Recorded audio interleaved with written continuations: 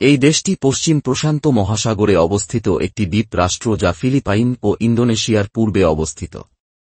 সরকারি হিসাব অনুযায়ী 2024 সালে বাংলাদেশ থেকে পালাউ নামক দেশে 260 জন লোক পাঠানো হয়।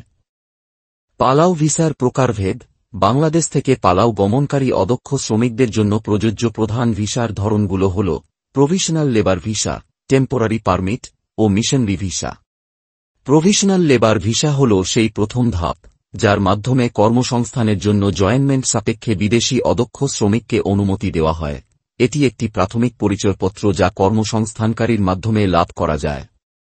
টেম্পোরারি পারমিট হল সীমিত সময়ের জন্য, যেমন যদি কাজের মেয়াদ 90 দিন বা তার কম হয়, এবং প্রয়োজনে একবার মাত্র বাড়ানো যায়। মিশনারি ভিসা দেওয়া হয় ধর্মীয় বা সামাজিক সেবামূলক কাজের সঙ্গে যুক্ত কর্মীর জন্য। প্রতিটি ভিসা সাধারণত 1 বছর মেয়াদী হলেও টেম্পোরারি পারমিট 90 দিন মেয়াদী, আর প্রভিশনাল বা নিয়মিত ওয়ার্ক ভিসা আবার 1 বছর মেয়াদী হয়। সেক্ষেত্রে যথাযথ নবায়নের মাধ্যমে সময় বাড়ানো সম্ভব। এই ভিসাগুলো পালাউ সরকারের শ্রম বিভাগ ও ইমিগ্রেশন কর্তৃপক্ষের মাধ্যমে ইস্যু ও যাচাই করা হয়।